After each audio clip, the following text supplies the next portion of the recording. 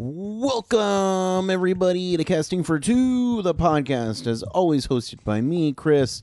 Welcome, everybody, to episode number 228. As always, if you'd like to keep up in contact with me, you can do that on my Twitter and Instagram, both at Casting for Two. Send me an email, castingfor2@gmail.com, and make sure you check out my other podcast, Sunday Brunch, with Megan and Chris. That's over at sundaybrunchpod.com, and it's available on iTunes, Google Play Music, Stitcher, and Public Radio Public. I always get that mixed up. And of course, I gotta say, check out Megan at tipsywriter.com. She's wonderful. And of course, the sponsors of the show, Comic Bento and Spezza Box. Links are in the description. Use it. You're welcome. Blah, blah, blah. Wow. I went through that real quick. I got so much time to fill now. How are you guys doing? You guys doing great? So I'll talk about my guest while I have all this time. My guest is Mr. Danny Newcomb, and he is a singer, musician, songwriter, all that good stuff. And his band, Danny Newcomb and the Sugarmakers, has a new album out today. That's right. Literally right now. It's called All the Way, and I've listened to it, and I think it's great. That's just my opinion, and everyone knows my opinion is the only opinion that matters. So I think you guys should go out and grab it today. A lot of great music coming out so far, or from musicians that I've interviewed. Very, very, very happy about that. But Danny Newcomb's a wonderful guy, super cool guy. Super cool, super chill. And we got to have him back on the show. He's from Seattle at Pacific Northwest. Everyone knows how much I love my Pacific Northwest.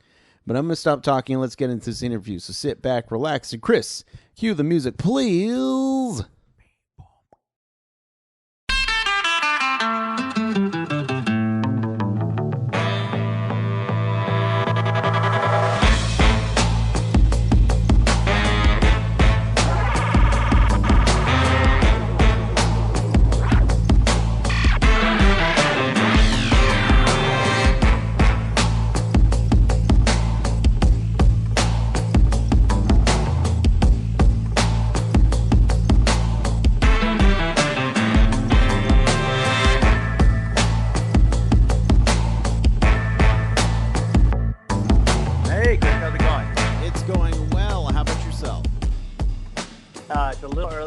For today, okay. I think it's going.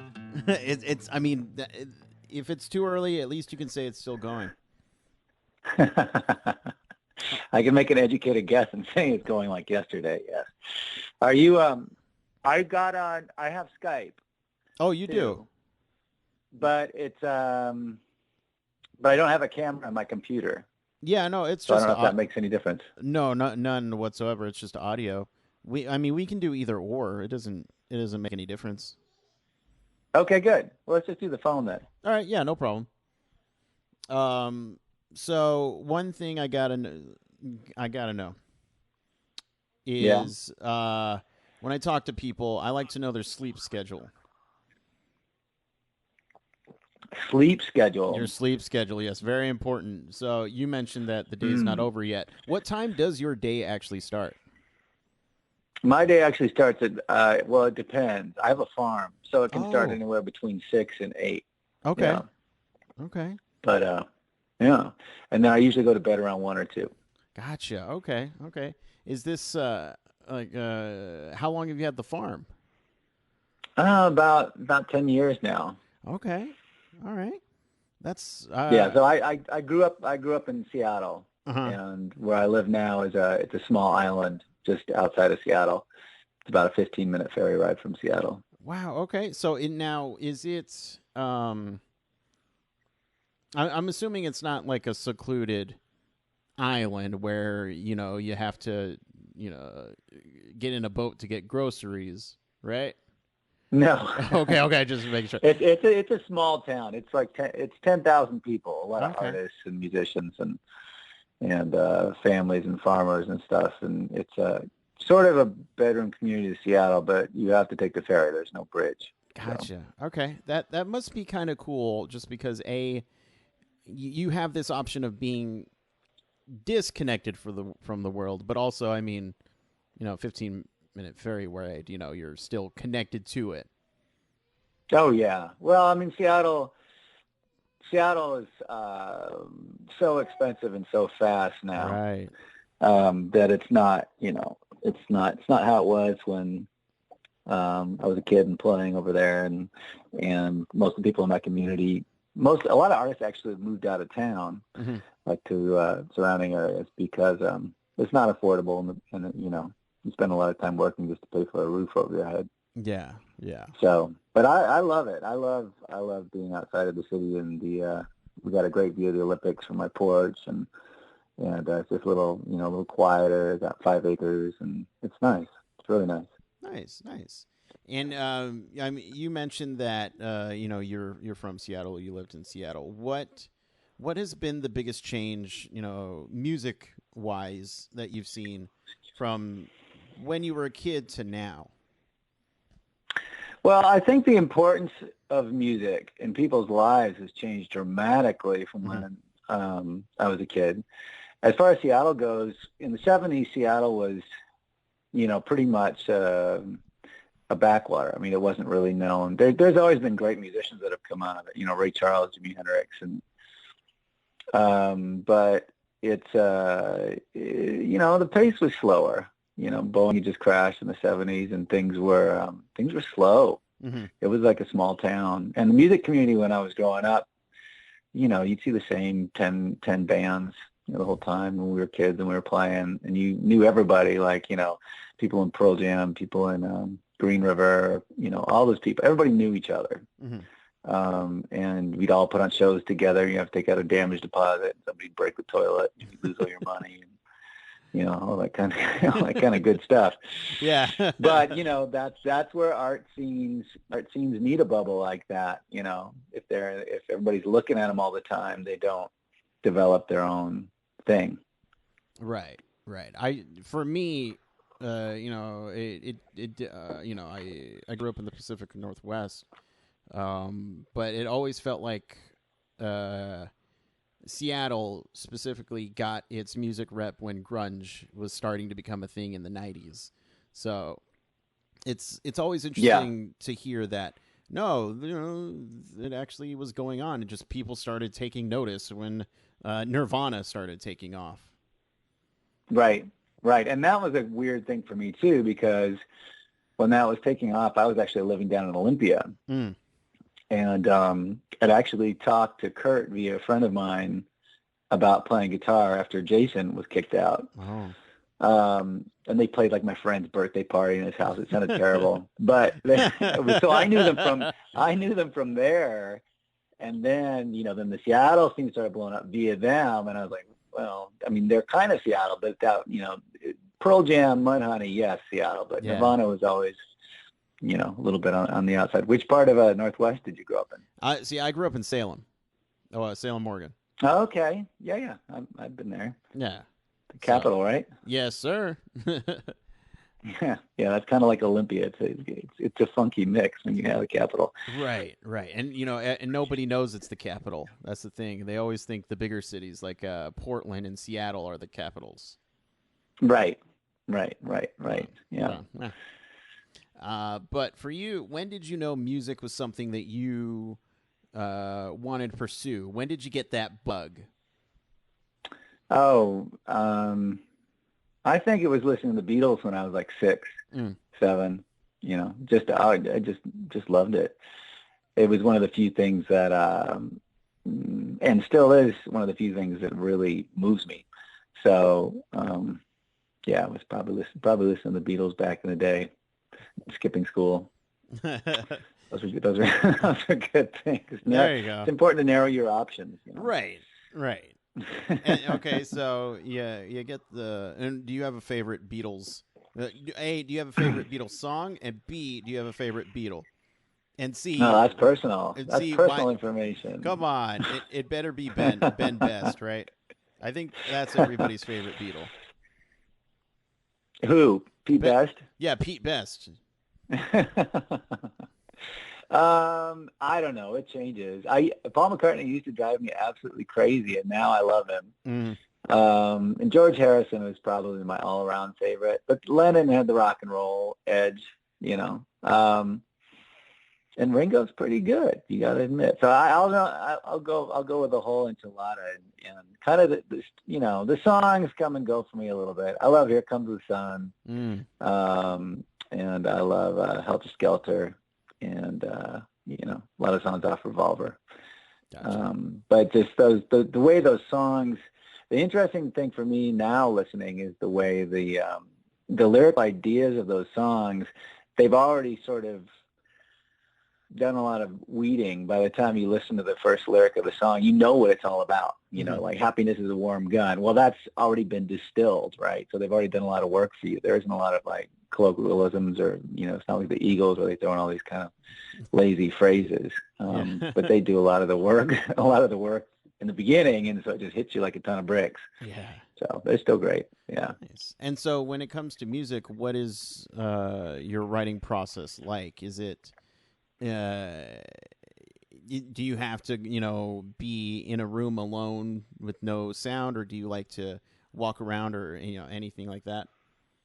No, I try and write every morning, and usually it starts with a melody, or I write on guitar most of the time. That's my first instrument. So usually it'll be I'll come up with a riff, and then I'll come up with a vocal melody, and then there'll be a key phrase or word that I like to work with.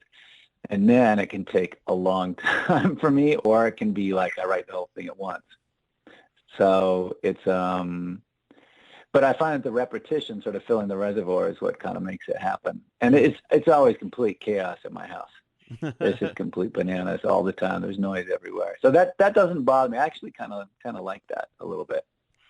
But I know, everybody's different. And then sometimes late at night, you can kind of, for me, it's always about like sneaking things out of your subconscious, like either before I'm really awake, like in the morning, or late at night when I should be in bed. You kind of trying to get those gems that, the super ego wants to keep down.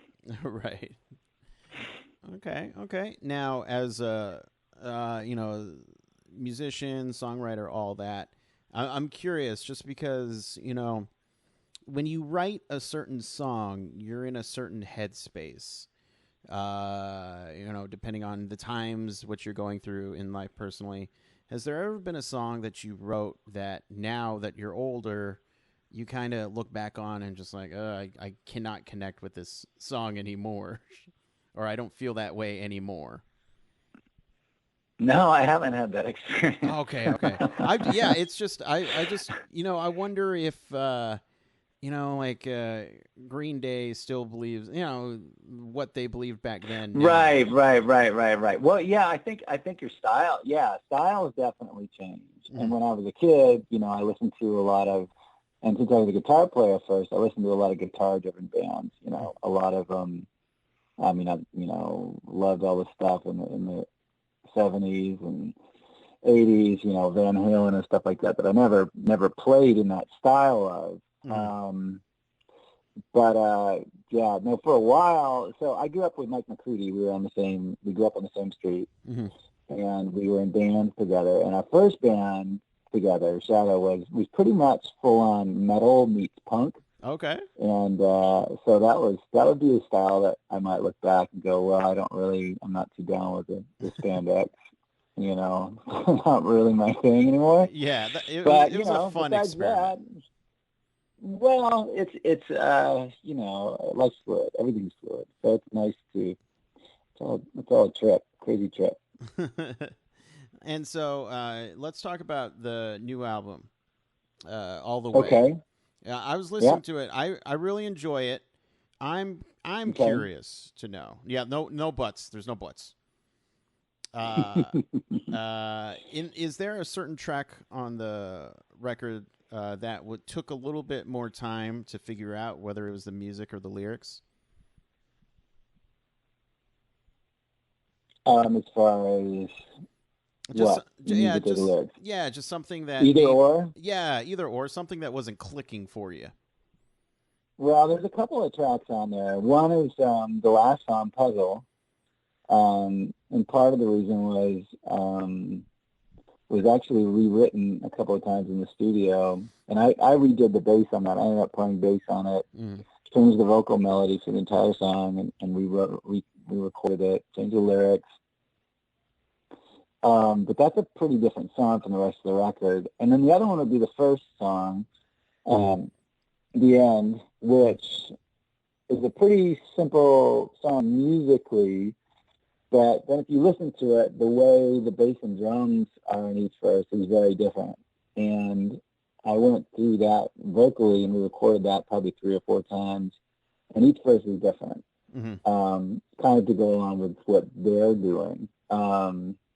But because it's a simple song, the theme for melody kind of stays the same, but there's just more or less motion, or you go to different reaches of that same melody. But that was kind of that was a labor-intensive song.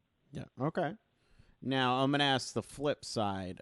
Is there one song on the album that just kind of came together a bit, more easier? Yeah, Summer Sky I wrote in 20 minutes, and on the one hand it's pretty simple, and on the other hand it's got a nice motion to it, and it just kind of came together.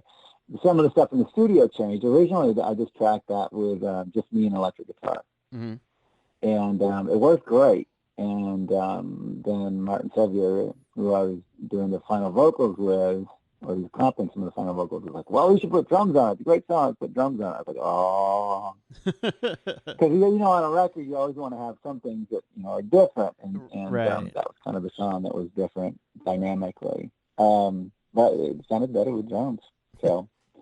Yeah, so that song came right together. Another one that came right together would have been Boy. There's another one that came together really fast. Okay, nice. And so, and I'm curious, I love asking this question. There is no right or wrong answer, but in your opinion, what makes a perfect song, and do you have an example of one?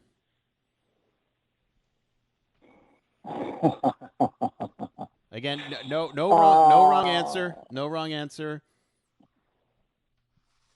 I think a perfect song is one that you just sing along with, or it finishes and you go, "Oh, I'm still hearing that song, and I want to hear it again." I think that's a perfect song. But different songs are trying by their very nature to do different things. I mean, like "Carry On My Wayward Son" is vastly different from we all need someone to lean on.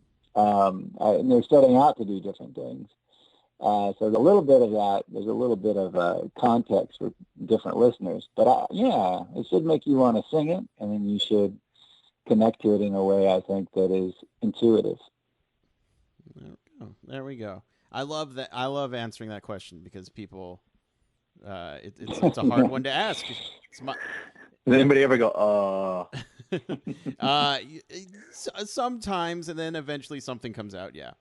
But it's just because music changes for everyone every day, so it's just it's I don't know. I just find it interesting in knowing what people like to listen to, pretty much. Right. There's an interesting thing too. With anybody that spends a lot of time and has produced a couple of records, is that there's a certain set of skills you have as a writer, and then there's a certain sound that you're going to have because of your influences and your skills, and that can change to some degree. But so then you're also kind of aware of where you're headed. Like is this me? Is this song something that I can do well? Is this where I want to go? And most of the time I don't bother with asking those questions, but every once in a while there'll be a song like Puzzle where I'll be like, is this me, or is this like some weird diversion? Right. And that's interesting, because that's a series of aesthetic choices. Right on. And so for the people at home who would like to pick up the album when it comes out what, December 6th? Actually, it comes out December 15th, it looks like. Oh, 15th? Okay. And that'll be national, yeah. So they should be able to pick it up at any independent record store can certainly order it for them if they don't have it in stock already. And I think it's available through Cargo overseas too. Right, so everybody line up on the 6th at your local record store, and then pick it like up the on old the 15th. days, like a Tower Records. Exactly. I lined up for a lot of my media back in the day. It's unfortunate. Right. It's unfortunate. It's unfortunate that it's not a thing anymore. Yeah, it's too bad. It's too bad that more people aren't buying music. It's too bad that the format is so ubiquitous and somewhat disposable at this point. At least the whole streaming thing. Yeah. But vinyl's picking up a little bit, so that's cool. So I did this record in vinyl too, nice. and that's cool. It's really cool. Is vinyl your preferred method of listening to music? I just got a turntable last year, and I hadn't had one for 10 or 15 years. It kind of is, actually, because of the process, and you put on a whole record, you listen to a series of songs, and, as opposed to just listening to, the hits. Right. Or whatever, some computer algorithm finds for you that sounds like the last song you listened to, which is always a little weird. Right. I like it. I also think that's, as listeners, I think people need to be, educated a little bit more about the artists in terms of the breadth of their work. And I think records showcase that, or CDs showcase that more than just listening to the singles, No, I completely agree. If there's an album that I really, really like, I will, take the time to buy the record, just because I want to support the artist a little bit more, but also right. it's more of a process to do vinyl, and ultimately I think it works out more. But I think I'm talking crazy talk, I guess. You're not. I think there's a growing body of music fans out there that are buying vinyl, and that's part of the reason I was excited to get distributed through Think Indie, because they actually sell more vinyl than CDs, and so that's it's a nice thing to be a part of. So it's funny because I inherited a car that has a tape deck in it. and tape decks are, the cassette tapes are making a comeback. So I bought two of my favorite albums on tape, and now I just have them. One of them is by a band called Starfucker. Okay, I think I heard of them. yeah, they're a pretty indie band. The other one, what is the other one? I'm blanking on the other one. It's got to be Ted Nugent, Double Live Gonzo. That's exactly what it is. No, I'm really blanking on the other one. I feel bad now. Oh, I'm sorry. I feel bad. That's all right. Yeah, cassettes, man, they just don't hold up. They get stretched out. Oh yeah. Don't ask me how I know that. Years of experience. And if you spill a Coca-Cola on them and they really don't like it, they start going bloom, bloom, bloom. Yeah. Gotcha. It makes the record sound a little bit more poppy. Thank you. I'll be here. You know what? We're ending the podcast on that. Thank you very much. Have a good night. No, for the people at home who'd like to also keep up with everything that you do, all the music, where can they do that? Oh, I have a website, DannyNewcomb.com. And it's all over the internet. There you go. So just go to the internet. But Danny, you have to look at my website. Oh yeah, okay. Go to the internet, look at the website, stand in line on December 6th, get the album on the 15th. There you go. Well, that's a long wait. They better have a new Star Wars movie coming out in there somewhere so people can get warm. I think your album's more important than Star Wars. I think so. Anyway, my opinion. Well, all right. Thank you so much, Danny, for chatting with me. Anytime you want to come back, just let me know. All right. Nice talking with you. Yeah, you too. And I hope, however your day goes, I just hope it goes good. That's all I hope. Thank you for that. You too. All right. Bye, man. Bye.